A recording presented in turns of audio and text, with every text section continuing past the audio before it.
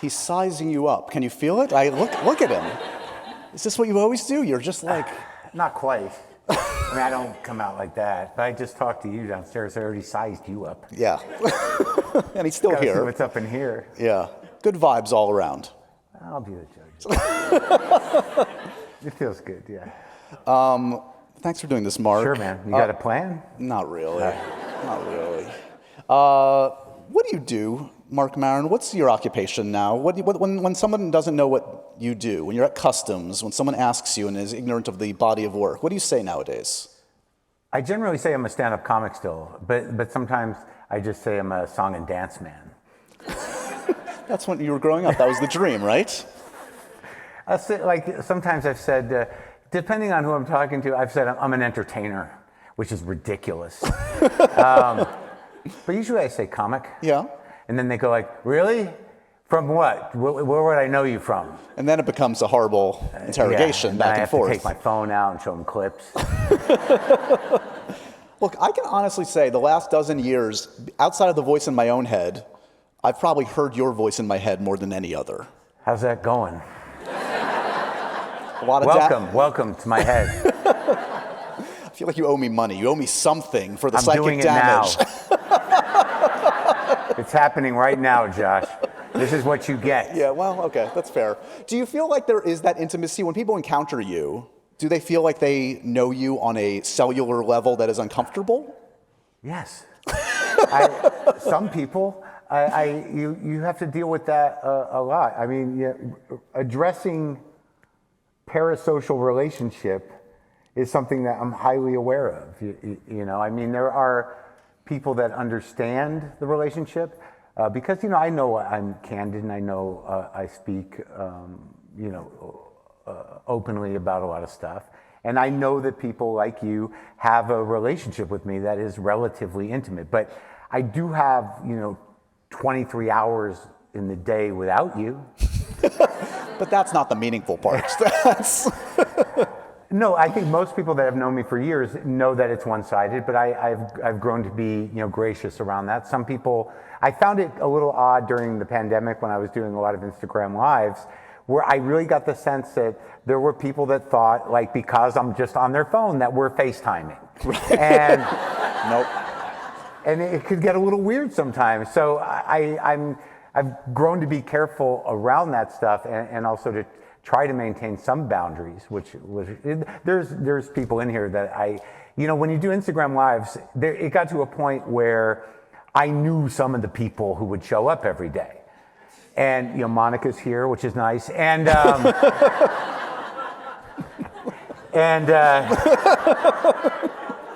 amazing. But like her and I don't know her. She's a fan, right? So what happened, and I'm not saying that in a bad way, but at one point, if you're reading comments while you're doing your Instagram live and you get an idea of somebody else, they know me from what doing that, yeah. But they say something, I misunderstand it, and then I probably texted her, it's like, you don't fucking know me, and then I felt bad that I hurt her feelings, and right. Now we know each other by name, and I know her husband kind of, so. And that's not, it's nice, but I don't want a lot of that. Right. Little goes a long way, Monica. We love you. Speaking of boundaries, you do. Good luck with that. You do seem like an open book, seemingly. Oddly, to strangers, to people I've known for years, they're like, "What's in there?" It's still an enigma. Not really. No, I do have boundary problems, but I think you know what's going on. I'm an open book, but that doesn't mean you get all the way in, right? Right. Like it's a book, but there's the middle section where you're like, I'm not sure I got that. Right. Yeah. You get access to the smoked meats, but not the rest of it. We know you love that. I think you get access to a lot of it, but just be careful. Okay. Not you. You can do it. Do what you need to do. We both have a job to do. Yeah, we do. Are you getting enough out of this so far? It's so good. Okay. So good. It's living the dream. Uh-huh. Okay. So before we get to the special, we're in New York. We're gonna watch the special?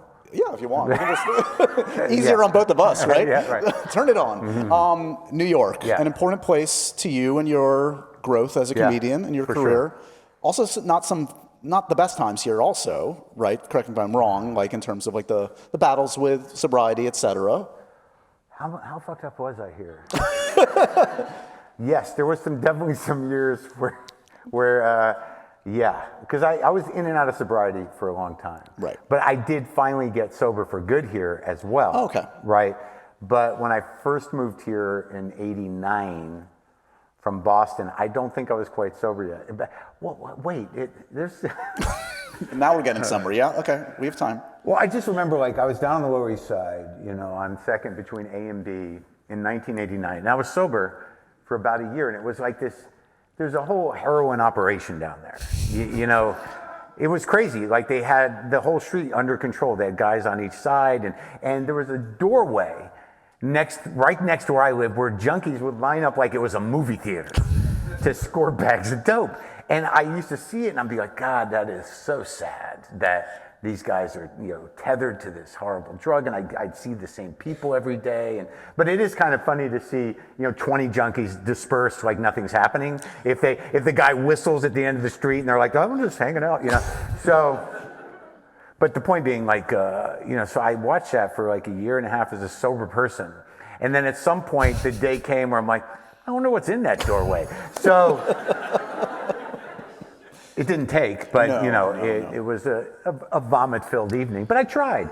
So there was you know, a lot of in and outs, and I definitely ran around drunk here for a couple years on and off. But yeah, ultimately I did get sober in New York, and the heart of my sobriety is in New York. So what is New York to you now? Yeah. Shout out to Perry Street. Okay. That's where I go, man. It's like, I'm sorry, I'm breaking my anonymity, but there's this old boundaries, Mark. We're trying to help you. No. There's this old ass AA clubhouse down on Perry Street, and like anybody who's gotten sober here ever for the last 30 some odd years has been to that place. And it's like this, it's frozen in time. And if I do come, I will go, I'll go sit in there sometimes. Yeah. Yeah. It's amazing. There's always like a meeting. You're like, I wonder if there's a meeting. Yep. You go to Perry Street, there's sad people in there. It's like a 7-Eleven. It's just always open. It kind of is. Yeah. The last special, correct me if I'm wrong, was End Times Fun, I believe, You're right? Correct. So do you feel like you were prescient? You were ahead of the curve. Congratulations. You knew the end was coming. Yes. And now we are living in the, I don't know, aftermath, or just still According wave to the of it? woman who reviewed me in Vulture today, and she did a very good job with it. This special's the post-apocalyptic Maron. This is post-end of the world. So we're living in post-end times now. It happened. We just didn't feel it as much as we thought we would. Yeah, it didn't sting as much. Just went right through us. It was kind of like one day it was it's a little different. Yeah, over. Yeah. So what is the threat level matrix in your head right now? Like, what DEFCON are we at in terms of... For me personally, or for the world? Oh boy. Well, something is shifting, you know, in my being. I don't know if it's because I'm getting older or what, but like I'm giving less and less of a fuck about the world. Because like I think, you know, I've gone through a lot of panic. I'm not sure I'm gonna like I might be here for the fascism, right? But I think I'll get out before the climate meltdown. Right, So the sweet spot. That's as optimistic as I can be. Right. I don't know. Like, you know, I'm 59. I'm not planning on going anytime soon. But like, it seems like a certain type of governmental situation that's, you know, disconcerting and hopefully, you know, not full bore, you know, get on the train time. But like there's some part of me that's like has a little faith in the federalist system. That's sort of like my state, they won't have trains, right? Right. So, Just Marc Maron, a beacon of hope for all of us. It's great. But I mean, I consider that type of. You know, for whatever it's worth in terms of how I do comedy, like there is in this special, you know, the first 20 minutes are what I believe my role is as a cultural critic or satirist or whatever. There is a type of comic that I've always done, I've always aspired to, that is really the first 20 minutes of this, which is broader cultural commentary, where I talk about fascism, where I talk about Roe v. Wade, where I talk about things in a broad sense. So it lasts a bit, but I don't think any of those things are going away. Right. Feels a little Carlin-esque, like I would guess say, so. right? You know, he was never really my guy, but I seem to be compared to him at times. Yeah. I think that ultimately the special shifts into the personal, Sure. and then into the tragic, and then sort of back into sort of where I'm at currently. I'll take the Carlin thing, but I don't think Carlin showed a lot of himself. No, that's true. And yeah. I think, you know, he was, you know, very by the book, a very scripted act. I'm not saying I don't like him, but I don't mind the comparison. Look at me, like, don't ever say I'm like George Carlin. Sorry, I compared you to one of the greats. Yeah, don't ever compare me to one of the best comics. Yeah. The point being, I know I had a point. In terms of like the future where I'm at now and what's happening. Between fascism and climate, the end of times. You were talking about being prescient and all this stuff, and you know, I guess I was, but here's what, in terms of safety and what I think about, you know, where I'm at now, is that I know I'm doing material that is going to be, you know, deeply offensive to a certain type of person in this country that are relatively dangerous. Right. Now, I'm not saying that, you know, that I'm necessarily, they're going to watch the whole thing and be like, all right, let's get this guy. You know, I would and there's something kind of narcissistic about the idea where I'm like, I don't know, I might get killed after this one. So, but there's definitely stuff in there that if I've got it right, people are going to be like, this is one of them. And, you know, put them on the list, right? If I'm not already on the list. I remember one time when well, they say if you can affect one person. Yeah. I remember one time there was when I was at Air America, it was before whatever's happening now was happening as shamelessly and as normalized. And there was this website of a guy who had just, he had made a list of all the Jews in Hollywood, you know, the celebrities. And it was an anti-Semitic sort of like, these are the ones. And I pushed my producers, I said, if we can just really show this guy just how much these people have accomplished, I think I can change his mind. And so we got this creep on the phone, and I was like, do you understand what Einstein did? You know, like that kind of thing. How'd that work out? It didn't turn him. Oh. It was a very uncomfortable segment, but I put myself out there, Josh. That's the important thing. Yeah. Let's take a look. Almost as good as seeing Marc Maron live in person is to watch him on tape. Let's look at a little bit of your special, shall we? Yeah. Yeah. Let's go to the clip. Let's go to the clip. Voices from the Future.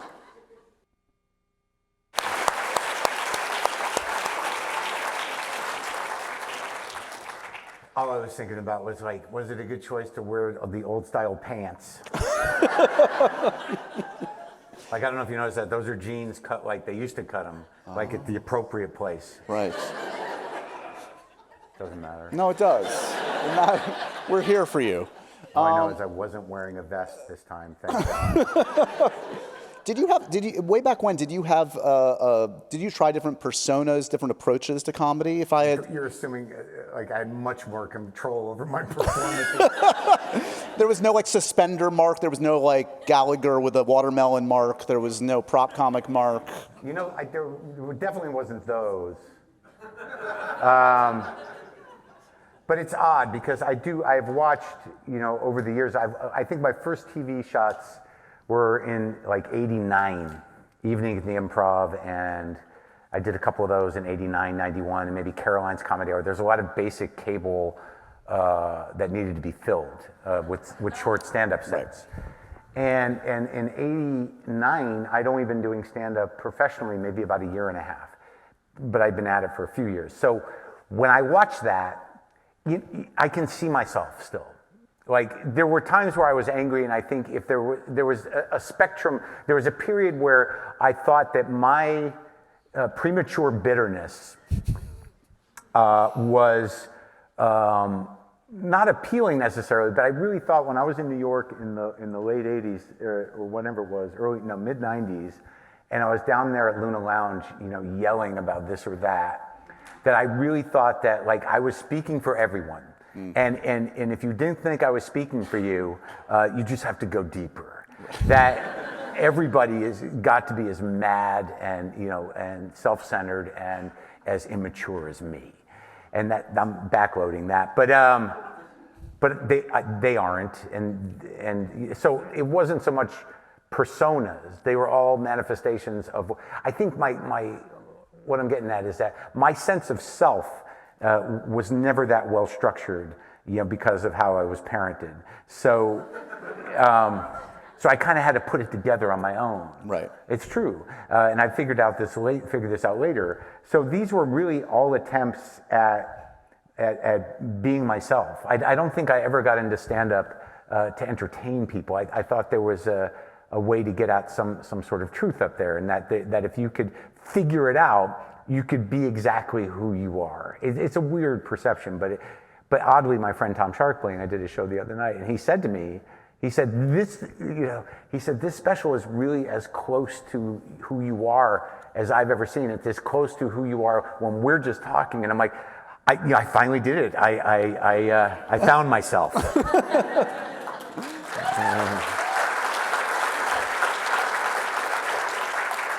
So this special came out of an insane period of time, clearly. Early in the pandemic, you lost a loved one, the great Lynn Shelton. Yes. And you deal with it in this special, and that's that's fraught. That's territory that you gotta be careful about. You address it in the special, and I want to show a clip here about you talking about how you would approach it, and then maybe we can talk about it on the other side. How about that? Okay. That seem like a plan? Yeah. All right. Let's take a look. Your show, buddy. All right.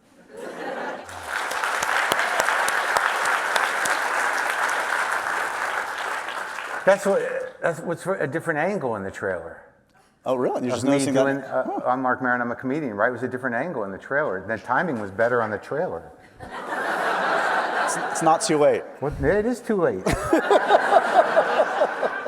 How the fuck did that happen? It's okay. Don't let this drag us both down. All right. Okay. It's worth getting very upset about that, the angle Dude, switch. that's the only thing you got is to get upset about the little things and overlook the greatness of the rest of it. How do you think I move forward? Well, let's obsess about the big things for a second, which is a big loss, obviously, in a truthful way. Like that's a staggering loss to lose someone like Lynn. Could you have conceived of not dealing with that in the special? Did you give that thought? Was it like, how can I get back and deal with what I'm dealing with without addressing it? I don't know. I don't know if I could have conceived of not doing it in the special, because it was, I'm a public person. She was a public person. Yeah. So like, there was part of me that really didn't want people to be like, no, it's sad. Don't bring it up. Do we bring it up? And I'm like, I didn't want to be that person. Right. And to have it just sitting there, and I guess on some level it would have been more appropriate just to not talk about it publicly. It's tricky because in the special I address that, like, what would she think of this? And in my life over time I've learned that talking about other people is dicey because most of the time, like whether it be a girlfriend or personal people in my life, that they can't respond. Generally, they don't have a platform. There's not like a competing podcast of my exes. Don't give them ideas, Mark. I know. Yeah. I'm not suggesting it. Just a podcast called "We Fucked Him." So it's got a rotating crew, 5 seasons greenlit. It's endless. Yeah. We're gonna need a new cast. No problem.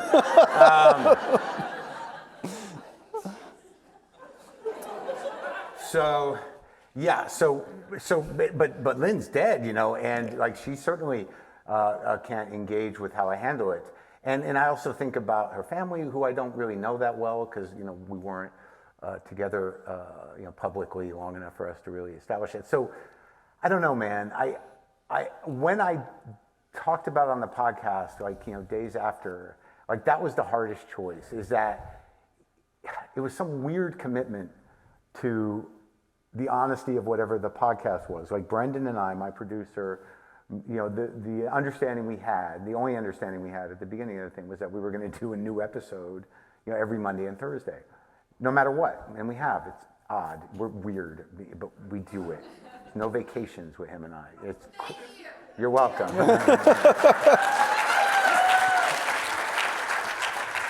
And that weekend was it was all terrible, dude. I'm on the phone with him, and he's like, we don't have to do anything ever again. We don't have to do any more shows. Right. You certainly don't have to, do one Monday.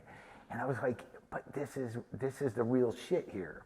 And it wasn't really selfish. I didn't feel like going on, that day to do what we usually did, which was post a posthumous episode, as a remembrance, But I decided to do it because I thought the rawness of whatever I was experiencing, which was awful, and I've not listened to it since I did it, would somehow be a service. Like I wasn't looking for love or support. I just thought well, this is what we do, so let's do it. And I think it was an okay decision, but it must have been horrendous to listen to. But oddly, it wasn't. A lot of people were like, thanks for sharing that. And I'm like, okay. But in terms of the stand-up, I don't know, it just seemed like it seemed like it had to be talked about because there's just no dialogue around that. The one thing about COVID, and I imagine there's people in this room, especially here in New York, that probably lost people to COVID, for fuck's sake. And it's just like, you're isolated, and I think you're isolated in grieving without COVID in a way, but you're more isolated, with COVID, and you're processing this thing.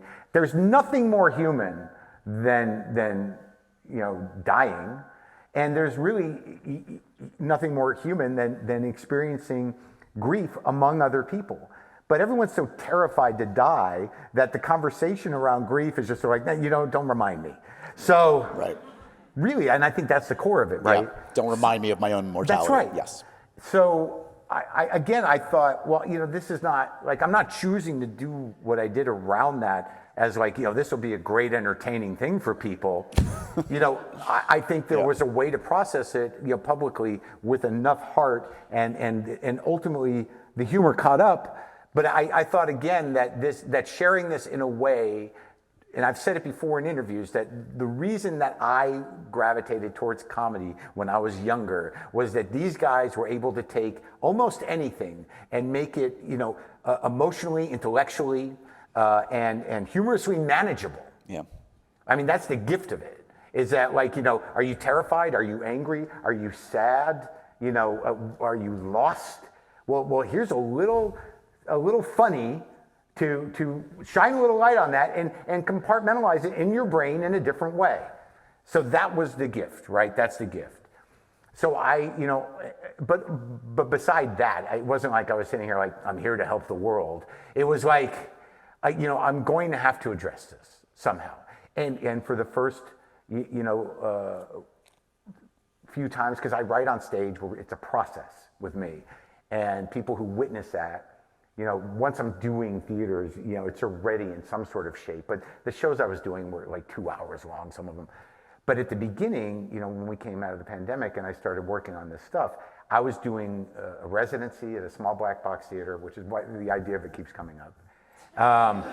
It's a through line of the special, the black box, the one-person show thing. So, but I would have fans come, with a reasonably priced ticket. It was a little less reasonable than usual, but my agent's kind of whatever. So, it's one thing. Initially when I did those kind of shows, it was a workshop, and then somewhere when somebody gets involved that's making money off you, it's like an intimate evening with. Right. So, fine line, Yep. About $20 at least. Exactly $20. And. But as I was going through that stuff, what I do is I'll put myself in a position to be discussing things about my life that I think there's something there that, I'll get to the core of it. And then because I'm in front of you, that I will find funny. That's the process. Right. I'm not, I don't write a little math problem joke, where it's sort of like, let's see if this tag works. It's got to be delivered to me.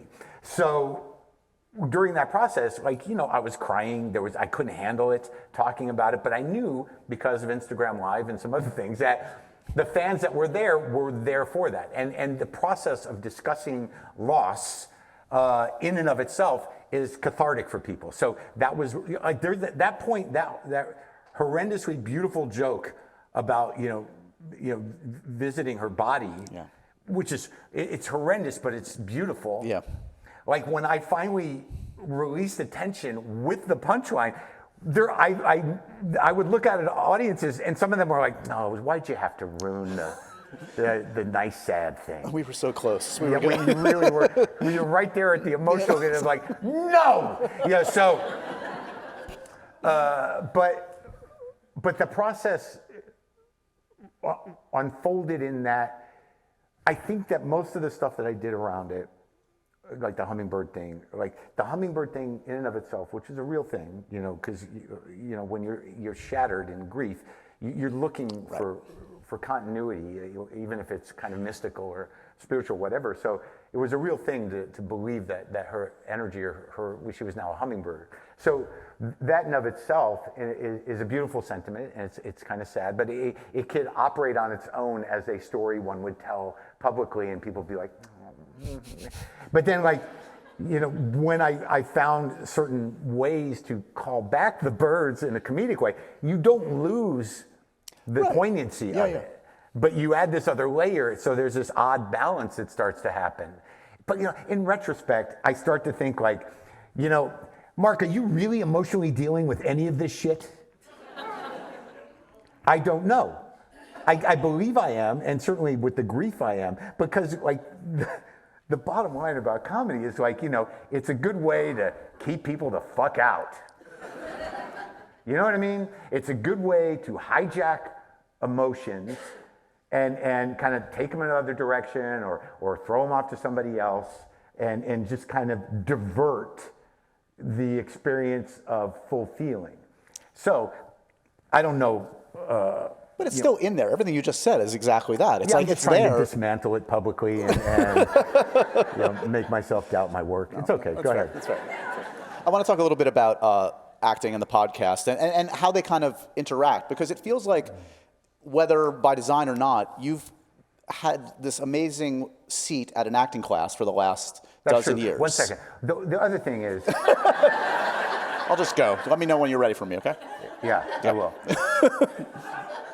Is that the thing about what happened in the special and what happens is that the thing about grief, and I do believe that I've said it before, is that it's I don't think it's necessarily wrong to manage grief with whatever you need to manage it, if it's not full kind of repression of it, because it is an active thing and it lives in you.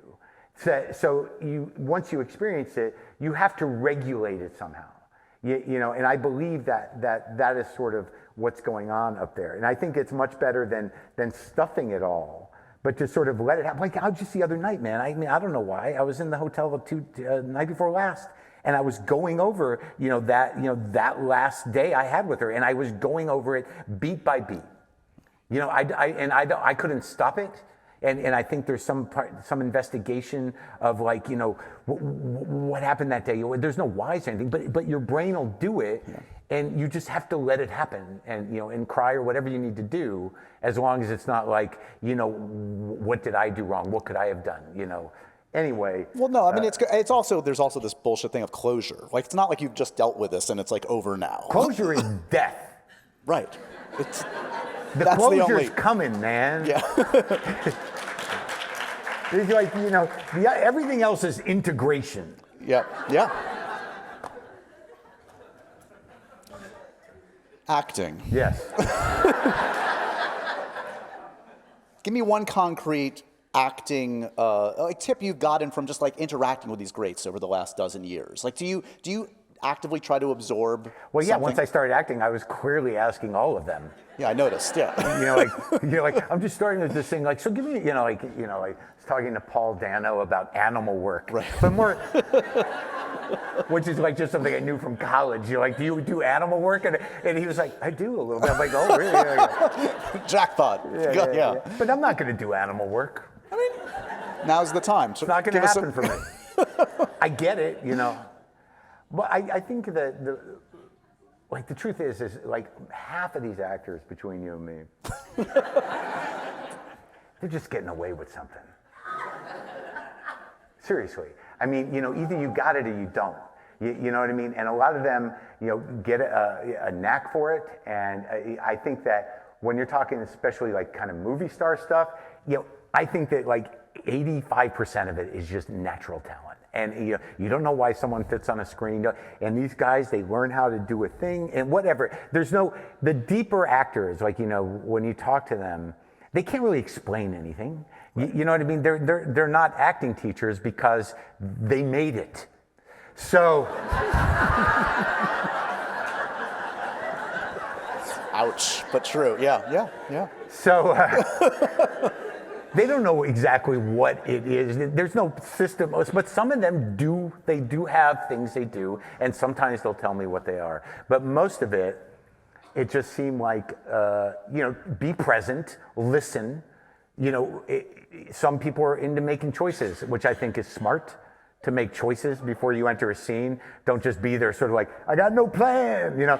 So, but I think it was mostly something that, it was the act of the podcast is just to, you know, empathetically listen and to be present for the thing. Right. You know, because if you're just running lines, which you'll feel happen, especially when you're doing TV or whatever, and I'm no veteran of this stuff, but you repeat something enough, you know, where are you going to find the juice? Right. You know, and then ultimately they'll be like, we're going to use that one. I'm like, I was asleep during that one. And they're like, it read well. And I'm like, yeah, I must be a real actor then. So. Do you still feel like, do you feel imposter syndrome at this point? Because like now, like, it's not like a, you know, it's not a novelty anymore. Like now you have like a real acting career with a variety of roles and different kinds of things from Glow to Joker to your own show. I don't know if like I don't know if I ever felt imposter syndrome, but I felt like it wasn't my job. Okay. You know what I mean? It's different. Like, because, you know, stand-ups will act, and it was always something I wanted to do. But, you know, you're an actor when it's your job. Right. Like, it's the same with stand-up. You know, if someone's a stand-up because, you know, they did 3 open mics and, you know, they're doing another one, they're like, I'm a comic. I'm like, do you do the job? You know, you got to do the fucking job. Right. So for me, it was like, you know, I did it, and I sucked. I mean, I did my own show, The Maron, and I knew from having friends in comics to get shows that I was going to suck for a while. It was like Jim Norton. He says, like, you know, because I had the same experience. Like, a lot of times when you're starting as an actor, you're like, all you're thinking is like, what do I do with my hands? Right. So, and you're never thinking about your hands, yeah. But like when you're in a scene, you're like, just sitting here. But I knew it would be bad, but I knew that I was playing myself, and I knew that I would figure it out, at least how to be on set and stuff. But with To Leslie and with respect, you know, I was making choices. I was doing things that I learned from the guys I talked to. You know, playing Wexler in Respect. You know, I studied what little footage there was about him to get that accent, and you know, doing a Brooklyn Jew is not a stretch. You know, if you are an East Coast Jew, all the dialects live within you. So they're just right there, you know. So it's a miracle. He's a chameleon. You're telling me. So how was the audition for James Cameron, Avatar? You met with James Cameron. That was ridiculous. Why the fuck would I want that job, number one? So, look. Set the scene for me. Give me a little bit. What the scene was like, you know, you drive out to like to Long Beach, where he owns Long Beach, and you know look, he's not a bad guy. You know, I don't think. I don't know, but you know. But you go out there and you go in this office and they're like, you know, I want you to read for this part. I don't even remember what it was. You know, it was like a doctor or a scientist who drank. I don't know. I think the guy from Flight of the Conchords got it. Oh, yeah, Jermaine. Yeah. So, good. So, like, you know, but there's this assumption, like, you know, we're going to do 4 Avatar movies. I'm like, dude, I don't even remember the first one. I don't know what this all means to the world, but he had built a city down there, and he had people working and doing acrobatics there all the time. There were tight ropes and cameras and people flying and stuff. It was like Cirque du Soleil down there. So you go in and he gives you the script. He's like, can I have your, you can't take a picture of this. You can't, this doesn't leave the building, this script. I'm like, okay, man. He's like, go take a look it over, because you're here. You might as well just read for this today. I'm like, okay. So I go in the other room, and he's got the only cool thing about auditioning for James Cameron, he's got sort of a museum of James Cameron. Right.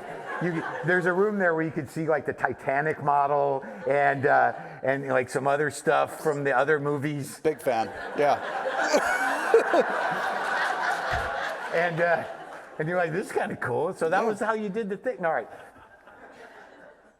So I go read the script, and I kind of and then all of a sudden you're in this free zone with these people that he just has around down there to read parts and fly and be on dollies or whatever. So I'm on camera, I think.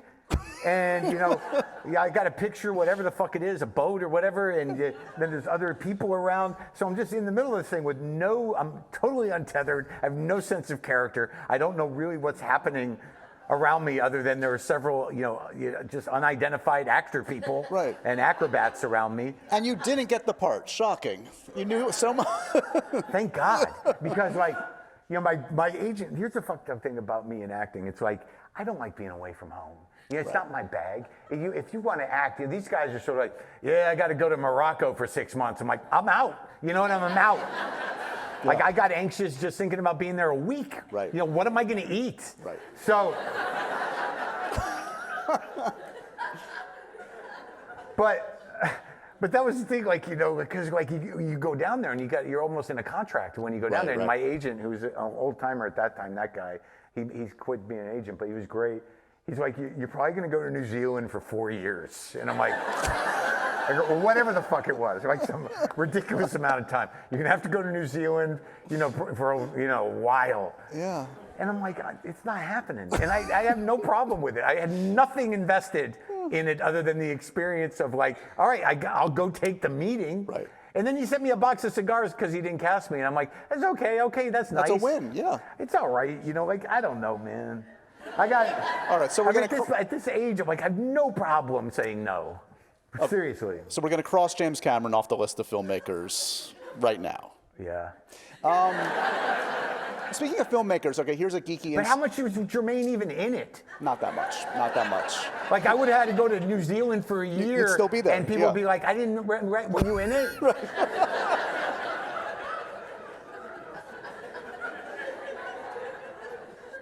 Can someone buy me and Mark 2 tickets to Avatar tonight? We're going to go to 10 o'clock. And you'll be like, there, New Zealand? Yeah. Okay, speaking of film... And he lives in New Zealand. It was good. It was good. He had family there. It was a no-brainer. What happened to the David Fincher episode of WTF? You taped... I have it. No, but you never released it. Yeah, because he's a weirdo. Okay. That's it. No, I mean, what do you want to know? I talked to him for 2 fucking hours, and he's like, yeah, I feel like, we're not finished. And I'm like, okay. So but it's, what's happening? These are going to be questions. It's okay, it's okay. They've got questions for you, Mark. You okay? Yeah, I'm all right. You don't seem okay. No, it's just generally, in my experience, when someone rushes on stage in the middle of a show, it's not a welcome event. Even though I saw that woman backstage, it seemed nice. The David Fincher episode is just there. I've talked to Brendan about releasing it, but it's one of those things where there's nothing wrong with it. He's just kind of an odd guy that I think he just overthought it, and he's like, maybe we could do more or whatever. But for me, it's just sitting there. And, I think we were going to reach out to see if we could release it without reprisals of some kind as a bonus episode or something. We'll see. I don't know who we got to, because it was it gets set up through a publicist, and it's just funny that those conversations where We're like, oh, we can't just put it up as the bonus episode. We got the bonus episode stuff now. And Brendan's like, I don't know, I got to reach out to the publicist that set it up, and we'll see. And then he's like, I don't even know if they're there anymore. I'm like, oh, well, then let's just do it. What's the worst that could happen? I don't get into David Fincher movie. That hasn't happened yet. It's probably not going to happen. So let's. Right. But what are we done with the acting part? We should mention too Leslie, which is a fantastic film and a great performance. Well, that's what I want to talk about. Yeah, let's do it. Because the To Leslie thing, in terms of like me acting and people thinking I'm a good actor, which is fine, I felt like I'm doing the work, which I was getting at with Wexler, was that making choices. But like, it was so funny because I've told this story like so many times and it does not get the laugh where I want it to. But we're going to go for it again? We're going to do one more time? Okay. Yeah. So commitment. But I don't know what it takes. I didn't want to do that movie, dude. Like I was sad. It was in peak COVID, right? And I get this call from my manager, and they're like, "This guy wants you to do this movie." I'm like, "What is it?" And they send me the script. I'm like, "There's like a dozen dudes that I could name who could play this guy. What does he want me for? You know, because it was not me. You know, this guy was. You know. No, yeah. Yeah. And I just didn't believe the guy really wanted me. I was sort of like, "Who doesn't want to do this? Everybody." So. But then the guy enlists, you know, Chelsea Handler, you know, who I know and I'm afraid of. And Chelsea Handler texts me, and she says, "My friend Michael," and I don't even think they're friends anymore. But she says, "My friend Michael wants to talk to you about doing this movie," and I'm like, I don't want to upset her, so I'm like, all right, okay. So then Michael gets on the phone with me, and he's like, "I love you. I love your work. I loved, you know, Maron." I'm like, this guy's doing it, and he's talking good. Like, yeah, like the last season of Maron, like, oh, he's nailing this shit, you know. So. And he's like, Sword of Trust, the movie I did with Lynn. He's like, oh, thank you. It's a great movie. It's fun.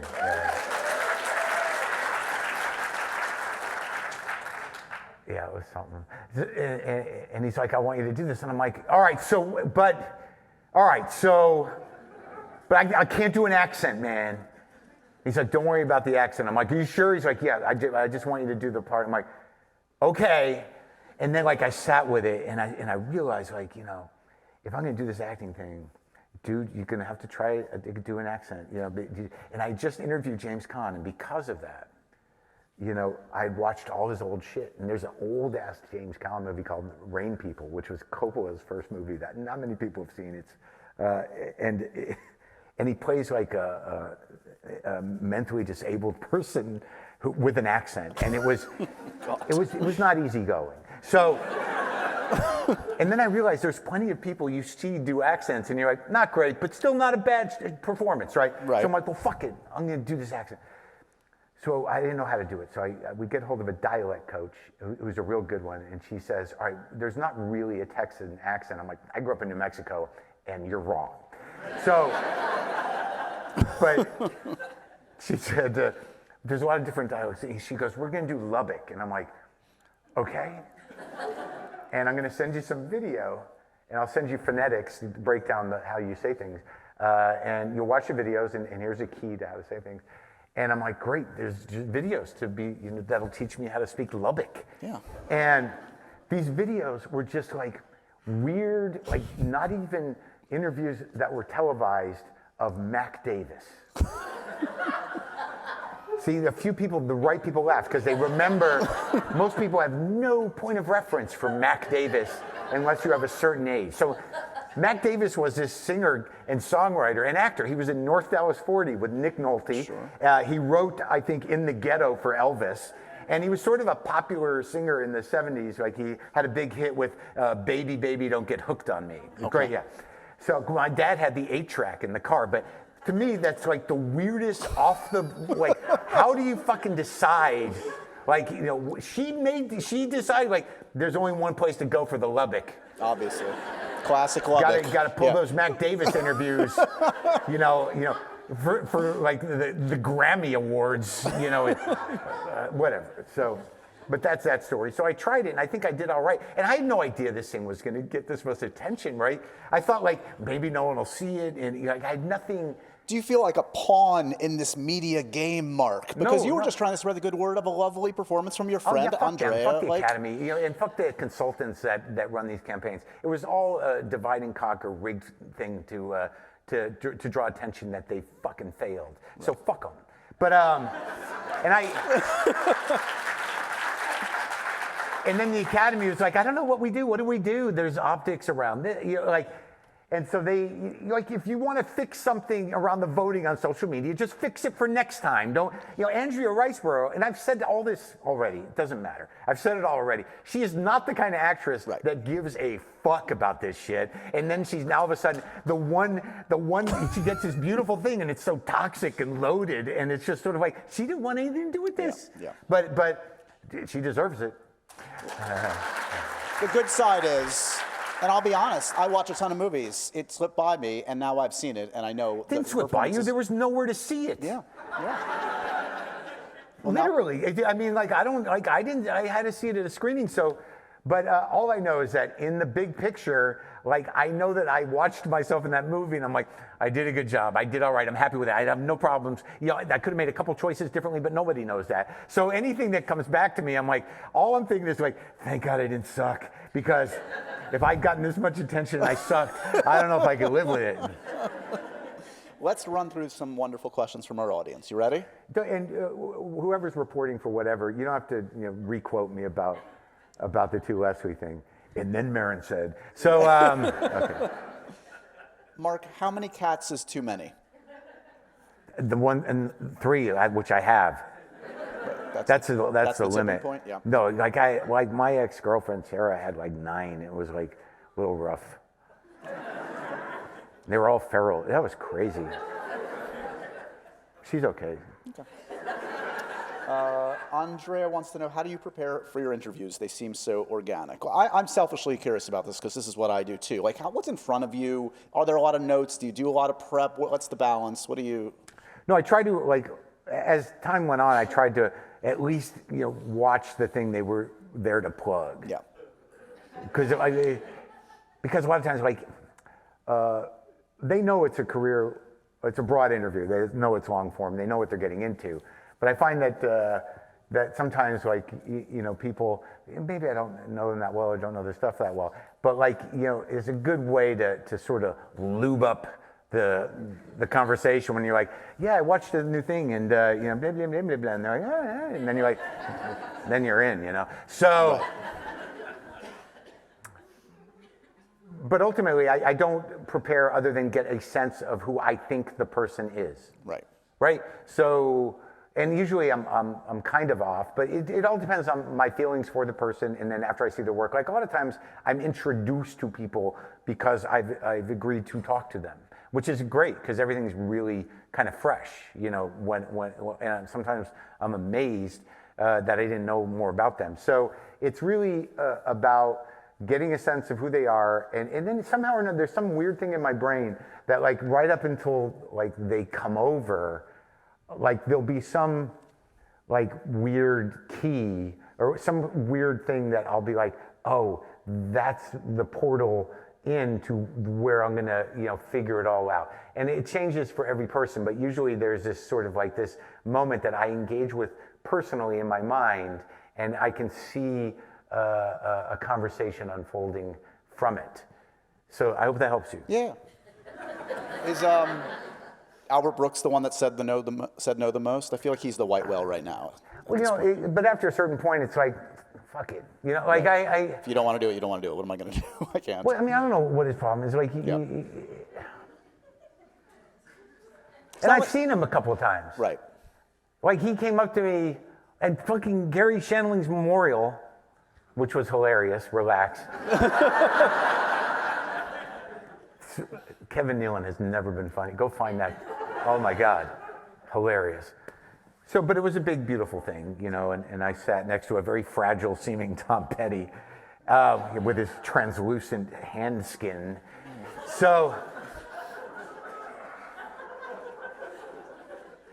but I'm at the memorial and I'm walking out, everyone's walking out, and I felt like two hands from behind me grabbed my shoulders, and I turn around and Albert Brooks is there wearing a golf hat, and he goes, "Let's do it now!" Like ran to the trunk of your car, let me get my equipment. He was making a joke. As a fellow member of the tribe, what are your thoughts on circumcision? Amanda wants to know. I had it done, and I was given no choice. Right. But I'm happy about it. I like the way it looks. It works well. But the only story I heard about mine is my mother says, we used your grandfather's, Grandpa Ben's moil, and it took so long.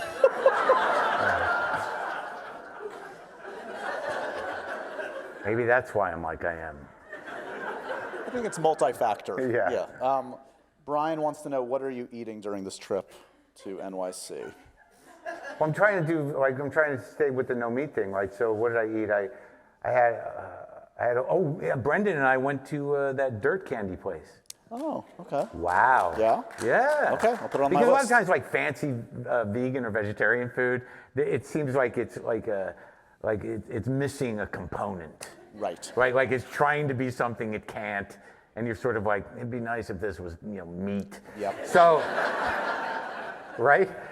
But this place is like everything's sort of like, oh my God, this is so layered and different. It's brilliant. And so I ate that, and then I went I don't really know how to eat vegetarian thoroughly well. And yesterday I was starving, and I'm like, I can't go. Where can I go, man? And so I'm like, oh, I'll just go to Yona Schimmel's. And so I went to Yona Schimmel's, and no one goes in there. You walk by that place, it's like, is that even open? Yeah. It has not been remodeled in 95 years. Yeah, and now you can't even sit in there, and it's just like a weird counter with no cooking elements anywhere, with fucking trays of knishes. And I'm like, I guess it's open, so I go in there.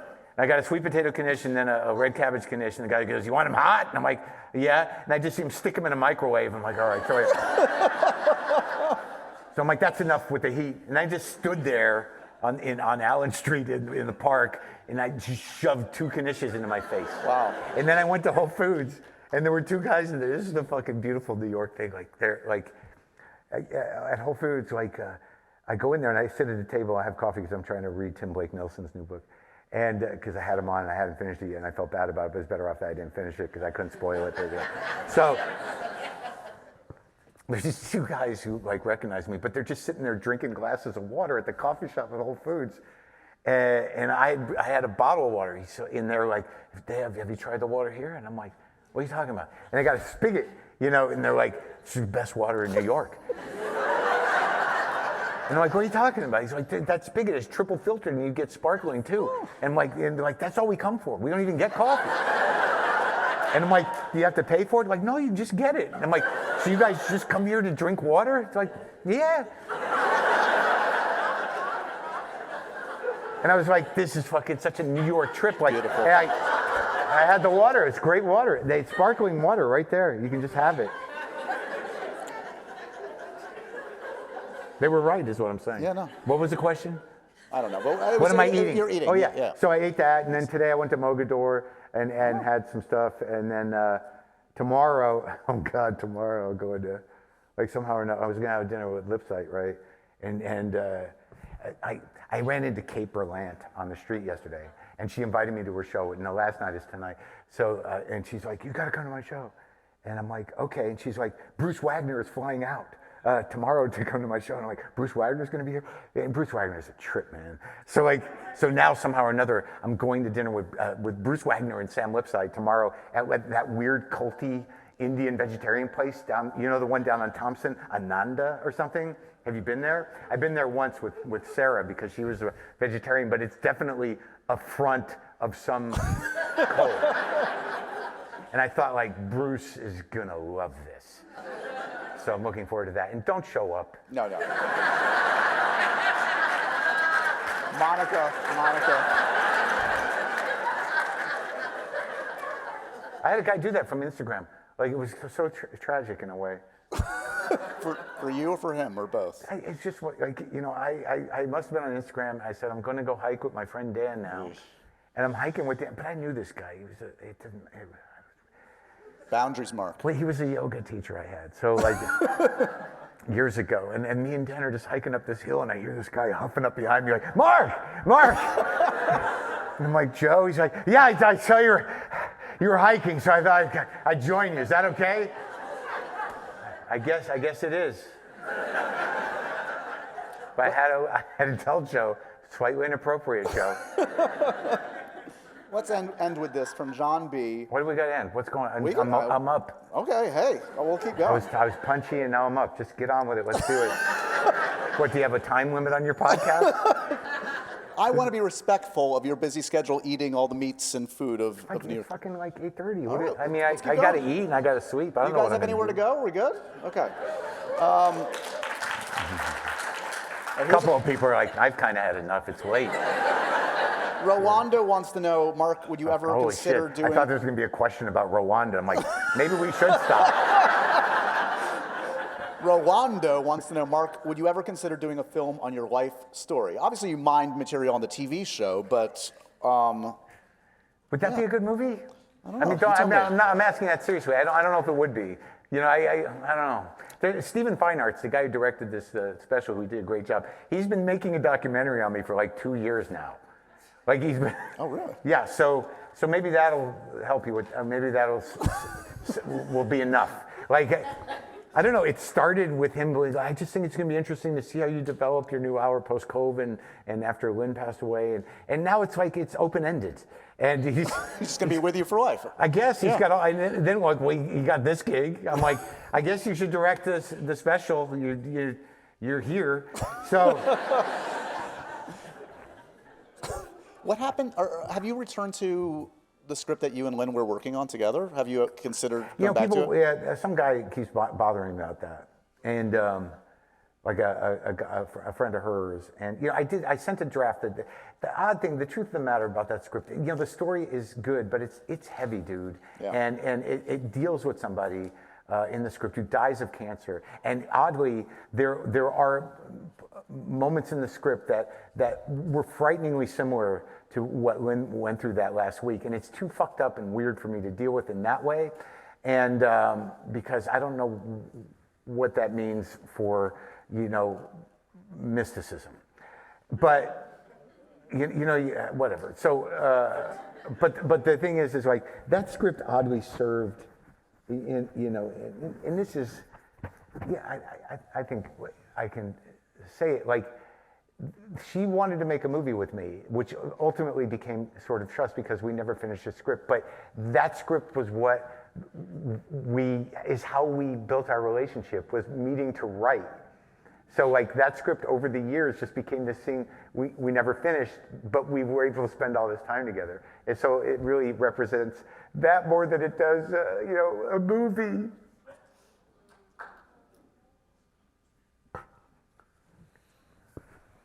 And that was how developing the material went. Yes. A sneak peek into the process.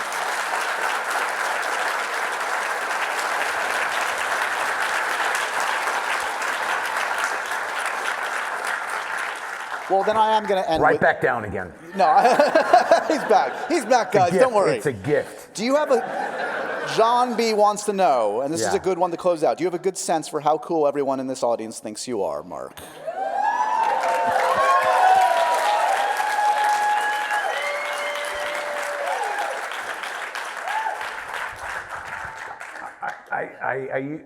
When people interview me about my audience, I usually say I don't have a demographic, I have a disposition. So I believe that what you're saying is true, and I believe that what the people that come to see me are an extension of my emotions in a way that because I don't, in a very specific way, because when you're a comic of a certain type, which is a regular kind of comic, I know my audience represents who I am in a way. So that's a weird boundaryless thing to say. So I know how cool you think I am, but I also know you have problems. And I appreciate it.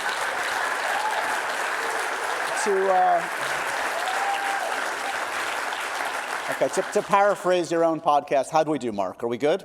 We are good, Josh. Good job. Thank you. Thanks. Thank you. Everybody, Marc Maron, spread the good word from Bleak to Dark, HBO Max. Thank you, man. Pleasure. Yeah. Thank you. Thank you.